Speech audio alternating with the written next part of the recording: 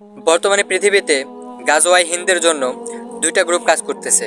Number 1 RSS আর number 2 আল কায়দা। RSS যেটা ইসলামকে ধ্বংস করার জন্য কাজ করতেছে, আর আল কায়দা যেটা সারা বিশ্বে ইসলামী খেলাফত কায়েম করার জন্য কাজ করতেছে। আপনি নিজেকে প্রশ্ন করুন যে আপনি কোন গ্রুপের।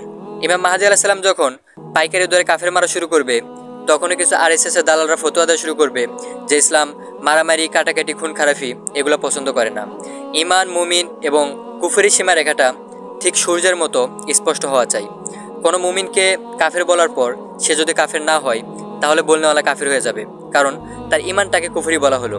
ঠিক একইভাবে কোনো কাফেরকেও যদি মুমিন বলা হয়, তাহলে বলনেওয়ালা কাফের হয়ে যাবে, কারণ তার কুফরিটাকে ঈমান বলা হলো।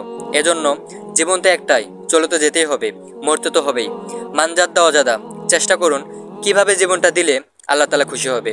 বর্তমানে আমাদের অবস্থাটা এমন যে ইসলাম সম্পর্কে কোনো কিছু জানার কোনো আগ্রহ নেই, সবসময় মিডিয়ার উপর ডিপেন্ডেন্ট হয়ে বসে থাকি। ইসলাম সম্পর্কে জানার কোনো কিউরিসিটি নাই। মিডিয়া দেখে কখনো বিভ্রান্ত হবেন না।